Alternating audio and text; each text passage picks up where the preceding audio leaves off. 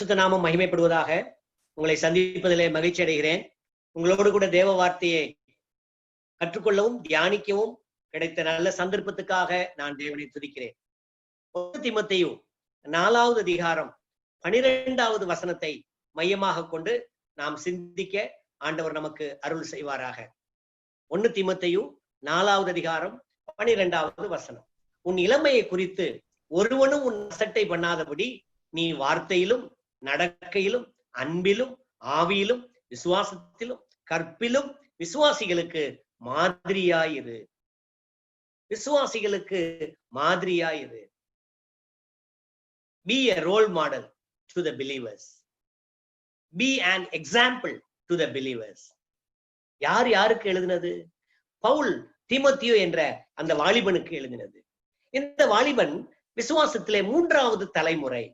2 தீமோத்தேயு 1 அதிகாரம் 5ஆம் வசனம் நீங்கள் வாசித்தால் அவனுடைய பாட்டி லோவிசால் அவனுடைய தாய் ஐனேக்கையால் அவர்களுக்குள்ள விசுவாசம் இருந்தது. இவன் 3வது தலைமுறை. 3வது தலைமுறை விசுவாசி மற்றவர்களுக்கு முன்மாதிரியா இருக்க வேண்டுமா? எதுதெல்லாம் மாதிரியா இருக்க வேண்டும்? ஒரு 6 குறிப்புகள் இங்கே இருக்கிறது. வார்த்தை, நடக்கை, அன்பு, ஆவி, விசுவாசம், கற்பு. ஆனால் கிரீக் மேனுஸ்கிரிப்ட்ல பாத்தீங்கன்னா அந்த ஆவி என்கிற வார்த்தை அங்க இல்லை. Greek manuscript omit in spirit. மீது 5 காரியங்கள் அங்கே சொல்லப்பட்டிருக்கிறது. இருப்பினும் தமிழிலே நமக்கு மொழியாக்கம் செய்யப்பட்டதன்படி 6ஐயும் சிந்திப்பது நமக்கு நலமாயிருக்கும். முதலாவது மாதிரி. அருமையானவர்களே, நாம் எதெல்லாம் மாதிரியா இருக்க வேண்டும்? வார்த்தை, the word or our speech. 2வது நடக்கை, the righteous living or contact, நம்முடைய நடத்தை, நீதியுள்ள வாழ்க்கை. 3வது அன்பு, self sacrificial service for others. அதுதான் அன்பு. அடுத்தது ஆவி, in spirit. அடுத்தது faith, விசுவாசம். Not only faith, the faith with faithfulness.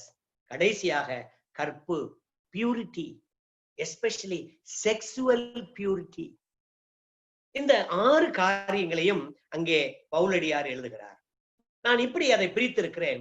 3 நாம் பார்க்கக்கூடியதும் 3 மறைமுகமானதுமாய் இருக்கிறது. 1 வார்த்தை, நடக்கை, அன்பு. 3ம் வெளிப்படையானவை. டைரக்ட்னு வச்சுக்கங்களேன், நேரடியா. உப்பு பாக்குறீங்க, உப்பு அத பாக்குறோம் இல்லையா? அது கிறிஸ்டலா இருக்கு, ஒரு படிகம் போல இருக்கிறது, வெண்மையா இருக்கிறது. இதெல்லாம் டைரக்ட்.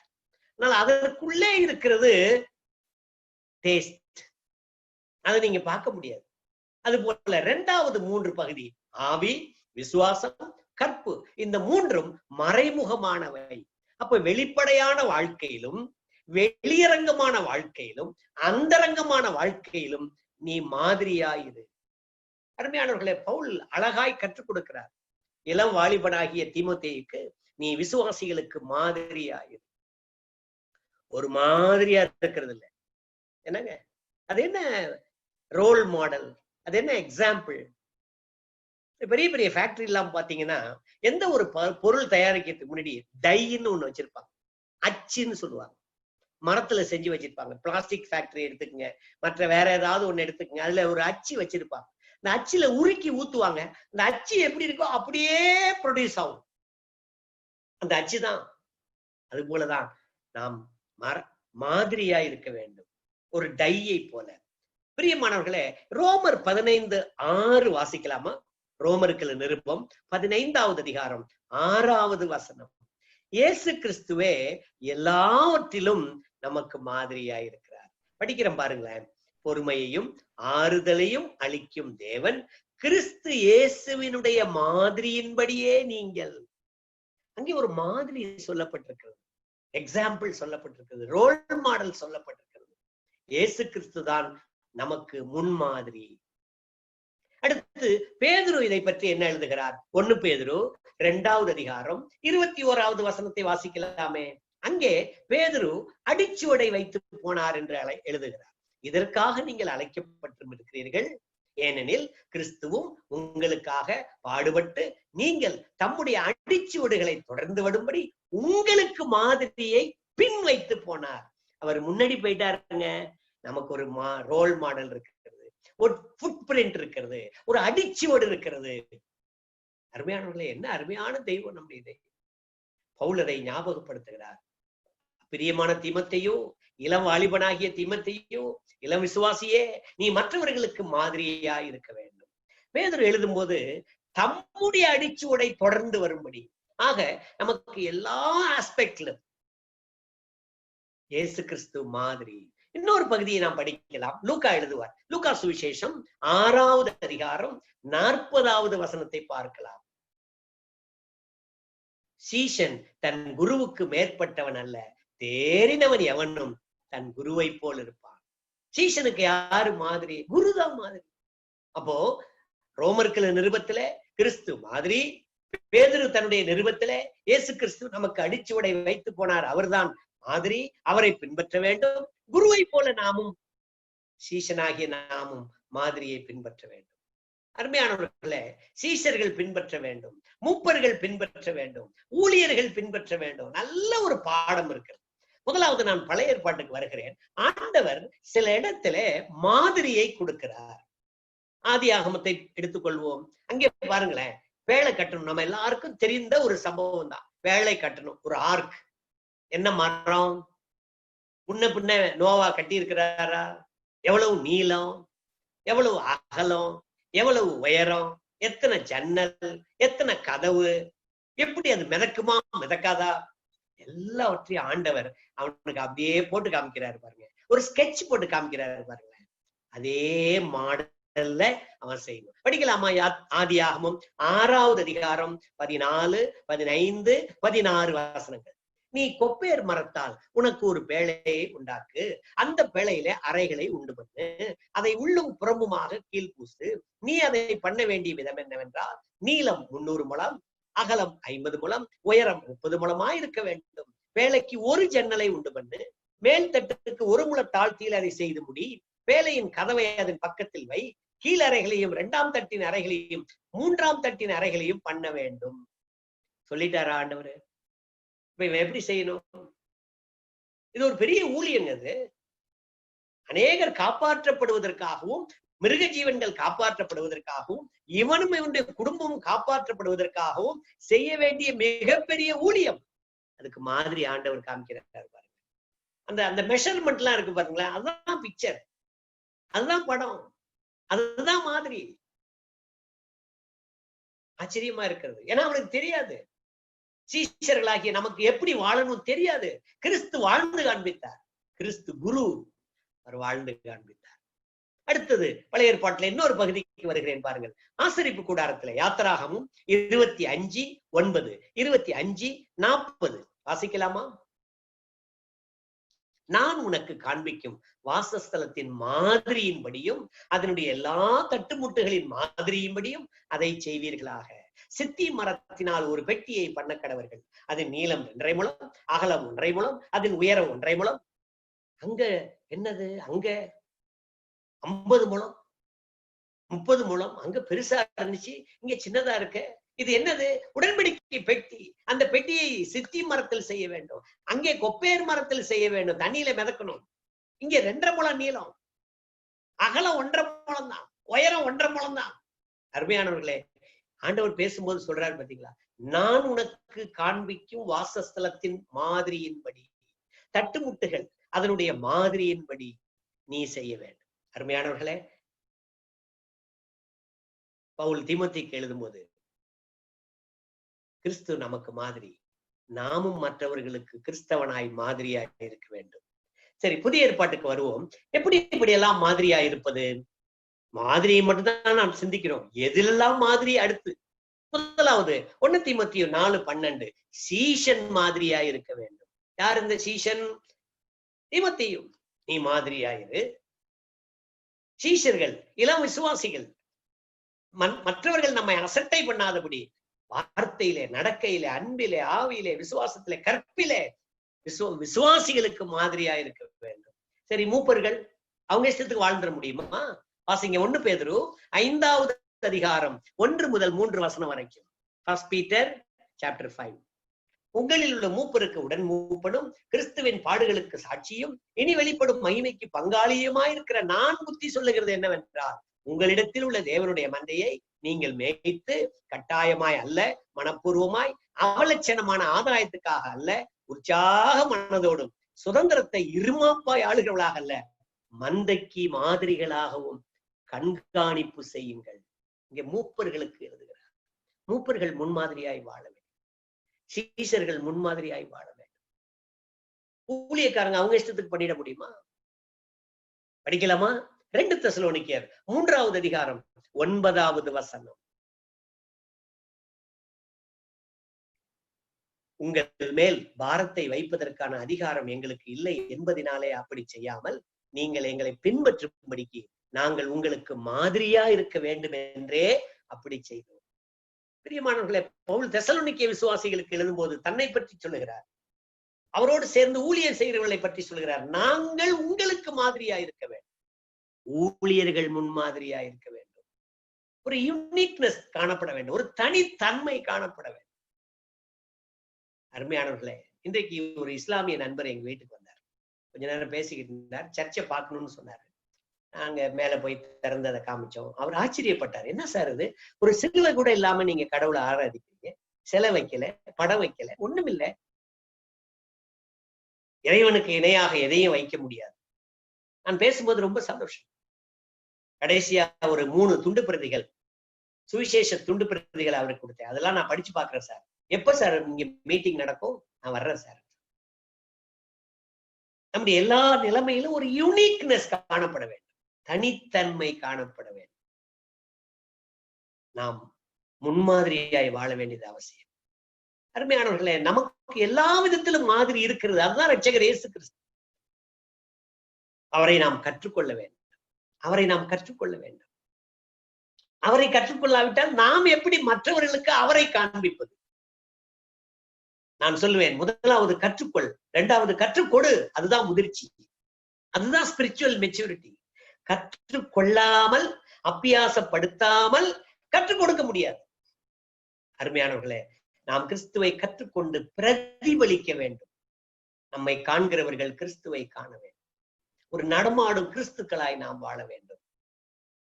சரி, இப்பொழுது தமிழ் பைபிளிலே படித்தபடி 6 குறிப்புகள் இருக்கிறது. 1 வார்த்தை, 2 நடக்கை, 3 அன்பு, 4 ஆவி, 5 விசுவாசம், 6 கற்பு. இன்றைக்கு வார்த்தையை மாத்திரம் எடுத்துக்கொள்வோம். அருமையானவர்களே, நம்முடைய வார்த்தை, நம்முடைய வேர்ட் ஆர் ஸ்பீச், நம்முடைய சம்பாஷணைகள் எப்படி இருக்கிறது? மற்றவர்களுக்கு நம்முடைய சம்பாஷணை பிடிக்குதா? நாம் பேசும்போது விசுவாசிகள் அல்லது புறஜாதிகள் சந்தோஷப்படுகிறார்களா? சம்பாஷணையை 2 வகையாக பிரிக்கலாம். 1 நேர்மறை, இன்னொன்று எதிர்மறையான சம்பாஷணை. சம்பாஷணையை பத்தி முதல்ல பைபிள்ல படிச்சிருவோம். வேர்ட் ஆர் ஸ்பீச், அதுதான் நான் சம்பாஷணைன்னு சொல்றேன். கான்வர்சேஷன், நம்முடைய வார்த்தைகள், நம்முடைய வாயிலிருந்து புறப்படுகிறவைகள். படிக்கலாமா? நீதிமொழிகள் 10வது அதிகாரம் 19வது வசனம்.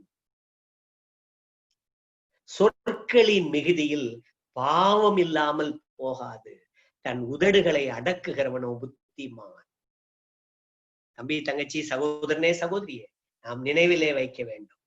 சொற்களின் மிகுதி, அதுல பாவம் கண்டிப்பா இருக்கும். இதை நான் விவரிச்சு பேசணும்னா எங்கேயோ போயிருவேன். ஒருவேளை பெருமையா பேச வேண்டியிருக்கும், இல்லாட்டா பொறாமையா பேச வேண்டியிருக்கும். ஒருவேளை என்னை உயர்த்தி பேச வேண்டியிருக்கும், அல்லது மற்றவனை மட்டம் தட்டி பேச வேண்டியிருக்கும். சொற்களின் மிகுதி இல்ல, நம்முடைய திருக்குறள்ல கூட ஒரு குறள் இருக்குல்ல, யாகவராயினும் நாகாக்க காவாக்கால் சோகாப்பர் சொல்லி இழுக்கப்பட்டு இனிய உளவாக இன்னாத கூறல் கனியிருப்ப காய்கவர்ந்தற்று. சொற்களின் மிகுதியில் பாவம் இல்லாமல் போகாது. அளந்து பேசினா நல்லா இருக்கலாமா? பேசுறது 2, 1 நேர்மறை, 1 எதிர்மறை. முதலாவது பேச்சை பார்ப்போம். சொற்களின் மிகுதி. நிறைய பேசணும்னு நினைக்கிறாங்க சில பேர், தன்னை வெளிப்படுத்துவதற்காக. நான் சொல்லுவேன், எப்பொழுதும் உங்களை வெளிப்படுத்தாதிருங்கள், உங்களுக்குள் இருக்கிறவரை வெளிப்படுத்துங்கள். கொஞ்சம் பேசினா கூட போதுங்க. இன்னொரு வசனத்தை வாசிப்போம் நம்முடைய பேச்சை குறித்து. மத்தேயு சுவிசேஷம் 12வது அதிகாரம் 36, 37. மனுஷன் பேசும் வீணான வார்த்தைகள் யாவையும் குறித்து நியாய தீர்ப்பு நாளிலே கணக்கு ஒப்புவிக்க வேண்டும் என்று உங்களுக்கு சொல்லுகிறேன். ஏனெனில் உன் வார்த்தைகளினாலே நீதிமான் என்று தீர்க்கப்படுவாய், அல்லது உன் வார்த்தைகளினாலே குற்றவாளி என்று தீர்க்கப்படுவாய் என்றார். அப்ப வார்த்தை ரொம்ப அவசியம் தானே. இருதயத்தின் நிறைவினால் வாய் பேசும் அல்லவா? உன்னுடைய பேச்சு எப்படி இருக்கு? வார்த்தை, ஸ்பீச், த கான்வர்சேஷன். நம்ம ஆண்டவரோடு எப்படி பேசுகிறோம்? வீட்டில குடும்ப அங்கத்தினர்களோடு எப்படி பேசுகிறோம்? சக விசுவாசிகளோடு எப்படி பேசுகிறோம்? மற்ற ஊழியர்களை குறித்து என்ன பேசுகிறோம், எப்படி பேசுகிறோம்? We are not the judge to judge others. மற்றவர்களை நியாயம் தீர்ப்பதற்கு நான் யார்? உன் வார்த்தைகளினாலே நீதிமான் அல்லது குற்றவாளி. என்னங்க என் வார்த்தை என்ன குற்றவாளி ஆக்கிருமா? எவ்வளவு ஜாக்கிரதையாய் பேச வேண்டியிருக்கு. அருமையானவர்களே, இந்த நேர்மறையான சம்பாஷணைகள், நேர்மறையான சம்பாஷணைகள் 5 இருக்கிறது. 1, சந்தோஷமான சம்பாஷணை. பேச்சின் முடிவில ஒரு சந்தோஷம் வரும். 2, ஆச்சரியம் வரும். ஆச்சரியப்படும்படியான சம்பாஷணை, எக்ஸ்கிளமேஷன் சொல்லுவாங்க. கான்வர்சேஷன் வித் எக்ஸ்கிளமேஷன், ஆச்சரியப்படும்படியான சம்பாஷணை. 3, திருப்தியான சம்பாஷணை. 4, மெதுவான ஜென்டில் அப்ரோச், ஜென்டில் கான்வர்சேஷன், மெதுவான சம்பாஷணை. அடுத்து தெய்வீகமான சம்பாஷணை, the spiritual conversation. நேர்மறையை மாத்திரம் நான் சொல்லி முடிக்கிறேன். எதிர்மறையை குறித்து நான் சொல்லுகிறேன், ஆனால் ரெஃபரன்ஸ் சொல்ல விரும்பவில்லை. நீங்கள் தேடி கண்டுபிடிங்கள். முதலாவது நேர்மறையான சந்தோஷமான சம்பாஷணை. ஆண்டவர் இயேசு கிறிஸ்து தன்னுடைய சீடர்களுக்கு பேசுகிறார். யோவான் 17 அதிகாரத்துல அவர் ஜெபிக்க போகிறார். 18 அதிகாரத்துல அவரை பிடித்துக் கொண்டு போகிறார்கள். 19வது அதிகாரத்துல அவரை சிலுவையில் அடித்து விடுகிறார்கள். 21 அதிகாரத்துல அவர் உயிர் தெளிந்து விடுகிறார். ஆக 16வது அதிகாரத்துல தன்னுடைய சீடர்கள் கலங்கி நிற்கும் போது அவர் பேசுகிறார். படிங்க யோவான் 16:20. John gospel 16:20. மெய்யாகவே மெய்யாகவே நான் உங்களுக்கு சொல்லுகிறேன், நீங்கள் அழுது புலம்புவீர்கள், உலகமோ சந்தோஷப்படும். நீங்கள் துக்கப்படுவீர்கள், ஆனாலும் உங்கள் துக்கம் சந்தோஷமாக மாறும். இதனுடைய தொடர்ச்சியை நீங்க படிச்சீங்கன்னா, ஸ்திரீயானவள் பிள்ளை பெறும்போது மிகவும் அழுது புலம்பி தவிப்பாள்.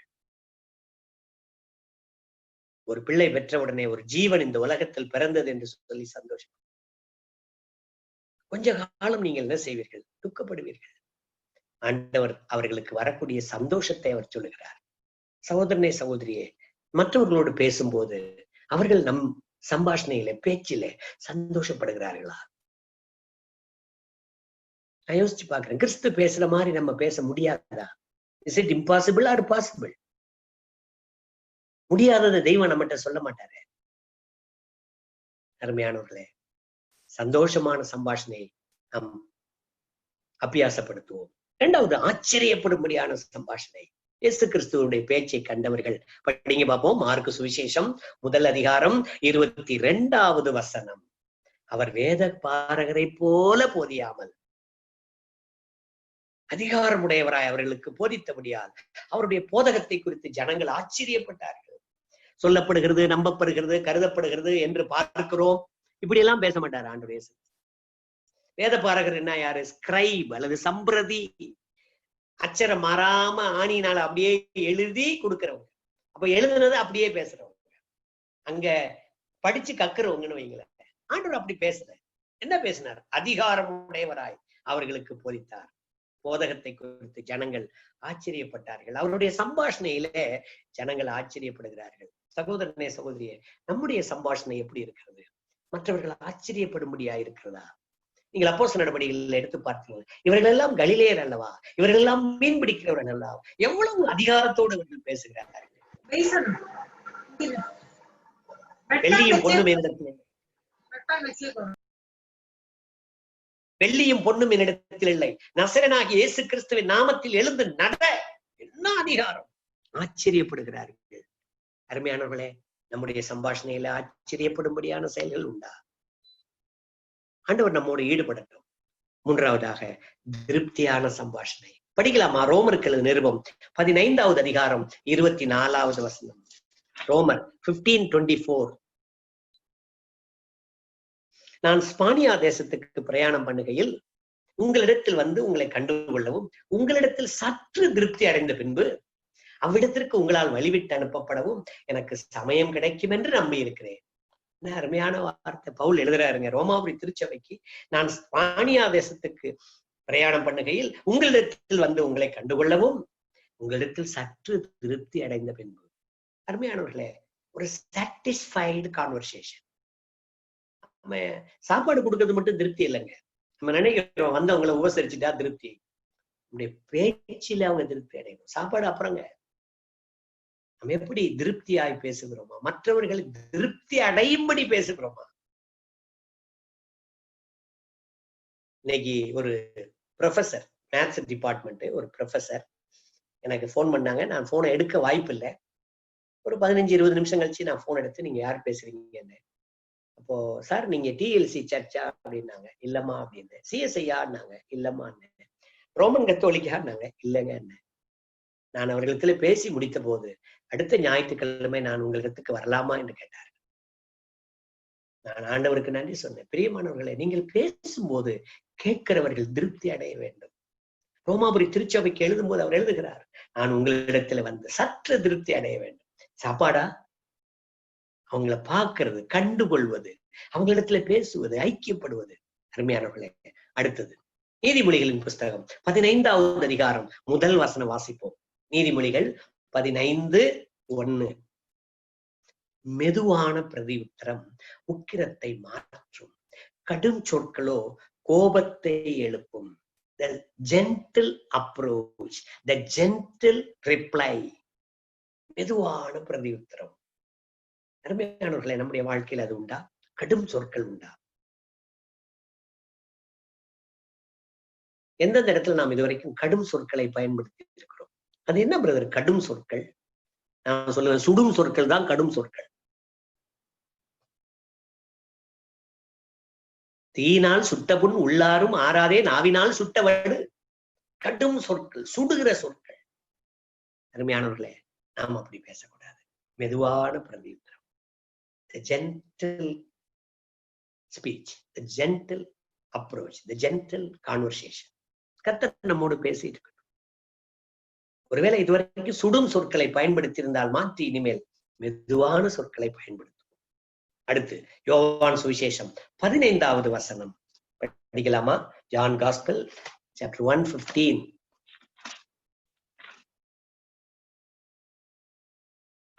யோவான் அவரை குறித்து சாட்சி கொடுத்து, எனக்கு பின் வருகிறவர் எனக்கு முன் இருந்தவர், ஆகையால் அவர் என்னிலும் மேன்மை உள்ளவர் என்று நான் சொல்லியிருந்தேனே, அவர் இவர்தான் என்று சத்தமிட்டு கூறினார். பாக்கியெல்லாம் அதனுடைய பகுதியை தொடர்ந்து நீங்க படிங்க. ஒரு தெய்வீகமான சம்பாஷணை. யோவான் தன்னை குறித்து சொல்லவில்லை, கவனிச்சிங்களா? ஆக்சுவலா சீனியர், வயதின்படி பார்த்தா ஒரு 6 மாசம் சீனியர் இந்த ஜான் தி பேப்டிஸ்ட். 6 மாசம் பின்னாடி பிறந்தவர் தான் இயேசு கிறிஸ்து. இந்த தெய்வீக தேவகுமாரனை முன்னிறுத்துகிற சம்பாஷணை, அதுதான் நான் தெய்வீகமான சம்பாஷணை போட்டிருக்கேன். காட்லி கான்வர்சேஷன். எப்பவுமே மனுஷனை குறித்து பேசுனீங்கன்னா சோர்ந்து போயிடுவீங்க. இந்த உலகத்தை குறித்து பேசுனீங்கன்னா வெற்றிடம் வந்துடும், வெறுமை நாவி வந்துடும். நான் தெய்வத்தை குறித்து பேசுனீங்கன்னா நீங்களும் திருப்தியா இருப்பீங்க, மற்றவங்களும் திருப்தியா இருப்பாங்க. யோவான் ஸ்நானகன் அதை செய்தார். எனக்கு பின் வருகிறவர் எனக்கு முன் இருந்தவர், அவர் என்னிலும் மேன்மை உள்ளவர். அருமையானவர்களே, நான் சொல்லியிருந்தேனே, அவர் இவர்தான். நம்முடைய வாழ்க்கையில சம்பாஷணை எப்படி இருக்கிறது? 1, சந்தோஷமான சம்பாஷணை. 2, படும்படியான சம்பாஷணை. 3, திருப்தியான சம்பாஷணை. 4, மெதுவான சம்பாஷணை. 5, தெய்வீகமான சம்பாஷணை. நமக்கு வேண்டாத சம்பாஷணைகள் என்ன? சந்தேகமான சம்பாஷணை வேண்டாம், துக்கமான சம்பாஷணை வேண்டாம், சண்டையுடன் கூடிய சம்பாஷணை வேண்டாம், கேள்வியுடன் கூடிய சம்பாஷணை வேண்டாம், லௌகீக வைராக்கியமான சம்பாஷணை வேண்டாம். நாம் வார்த்தையிலே முன்மாதிரியா இருக்கலாமா? அருமையான தம்பி தங்கச்சி, வயதிலே முதிர்ந்தவர்கள், மூப்பர்கள், ஊழியர்கள், விசுவாசிகள், நாம் வார்த்தையிலே முன்மாதிரியாய் மற்றவர்கள். கிறிஸ்து தான் நமக்கு முன்மாதிரி. பூமியிலே ஜனங்கள் என்னை பார்க்கிறார்கள், உங்களை பார்க்கிறார்கள். முன்மாதிரியாய் வாழ முடியும். கிறிஸ்துவை பாருங்கள், முன்மாதிரியாய் வாழ்ந்து முடியும். தேவன் தாமே இந்த வசனத்தின் மூலம் நம்ம எல்லாரையும் ஆசீர்வதிப்பாராக. அவருக்கே மகிமை உண்டாவதாக. ஆமேன், ஆமேன். தேங்க்யூ. God bless you.